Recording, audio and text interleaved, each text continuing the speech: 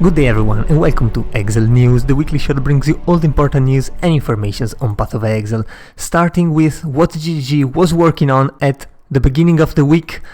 These were mostly game-breaking issues which were halting your progression throughout the endgame, and this is what GGG worked on.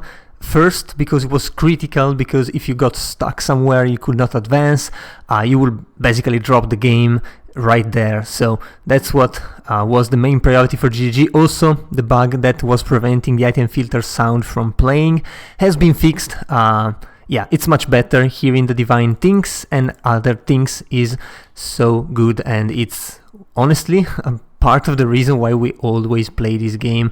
We cannot deny that. Also, there should have been an interview between Jonathan Rogers and Mark Roberts with Zizaran, of course, one, or if not the biggest streamer for the PoE2 category, and the interview has been postponed with a new date to be announced, so we'll see when they actually remake this. And yeah, this is definitely going to be a very big one. Absolutely, I already know it's going to be very recommended, whether you can watch it live or not. And speaking of watching on Twitch, I should also remind you that there is the second week of Twitch drops available. It's about watching 3 hours of accumulated watch time on any PoE2 channel, and that gives you a very cool not helmet, but head attachment microtransaction. So yeah, remember that, even though it will not be covered in these news posts because it was from the previous weeks. Anyway, also what GGG is working on, second part, given that the game-breaking bug have been fixed, now they've worked on general endgame and a lot of specific leagues.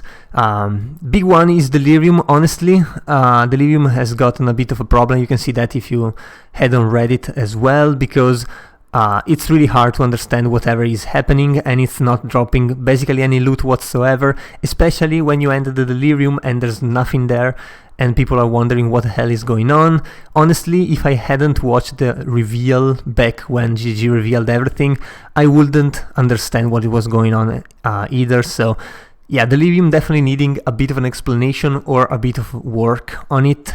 And the other leagues are pretty good. One big thing about Runes of Aldur, they are turning off, or actually they turned off the knockback for the tidal waves, which you happened to find in some of the encounters. Those were really annoying, especially early on when you had low mobility and low damage, and it was really hard to evade these tidal waves, which also were actively seeking you out, and knockbacking you like 20 meters was really annoying. Honestly, knockback overall is extremely annoying, feels like you lose control of the character.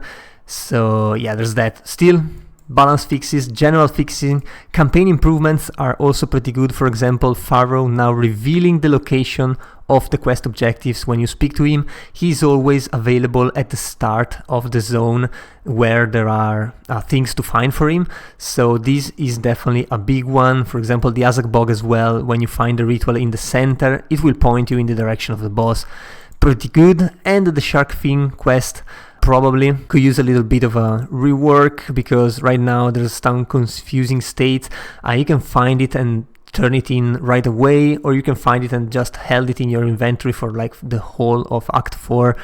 So yeah, there's honestly something that can be done there as well, and it's great from GGG to actually be working on all of these things. They definitely did not drop the league yet, and yeah, the league is amazing, and they can definitely do better by improving it a little bit. Even though this league is miles ahead from the previous one, and it shows in the numbers of the players as well.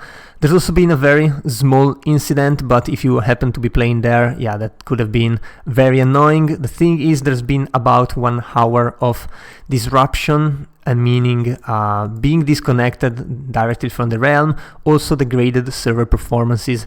The issues, you can give it a read, it's pretty funny. The causes are pretty funny. Basically, due to the file missing in a hotfix package, it caused anyone with a dual radius that covered areas on the passive skill tree where they added new nodes to actually crash the server. That is pretty funny, honestly, even though it might have been a nightmare for them, to be fair.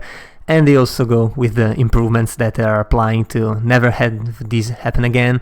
This is the usual GGG transparency, which we actually like. I mean, it was just a 1 hour downtime, and most companies would not even give a feedback on that, but GGG actually gives you a full report. I mean, I don't pretend that they actually tell us everything in details, but this is much more than what other companies will do, so that is pretty great. And we also got the patch notes for a patch that actually has been deployed already, and there's new passive skills on the Atlas passive skill tree. Also, some actual maps are giving more skill points than before. For example, the fortress towers, where you open the other parts of the fortress, giving you 3 rather than 1, and so on and so forth. So that is pretty good. And then some updates of the things that GGG was actually working on before. They also added a new lineage support gem and new passive skills near the jewel sockets on the passive skill tree, which is pretty nice as well. Also for the casters, some gems like the fire, cold, and lightning attunement supports now work for everything, not just attacks. Same goes for ice bite and innervate, so that is some alternatives that you have there, which are pretty nice. And then there's more generic changes. Honestly, you can just check those out. If you're looking for something specific, you might try to Ctrl F your thing. And a lot, and I mean a lot, of bug fixes, which are always good, sometimes preventing bugs before you even find them. So if you're not finding bugs, yeah, I hope everyone's having a great time in the league. This is definitely, as I was saying before, miles ahead of the previous updates, and the game's pretty fun. Endgame has a very clear direction that you can choose. Well, many directions, but still you have directions, and that really matters when you're playing in the endgame. And honestly, PoE1 could learn a thing or two from this. Still, that was all for this week, and if you enjoyed the video, leave a like and a comment down below. Also, if you want to remain updated every week, be sure to subscribe to my channel. So that was all. I've been your host Giorgio, and I'll see you guys the next time.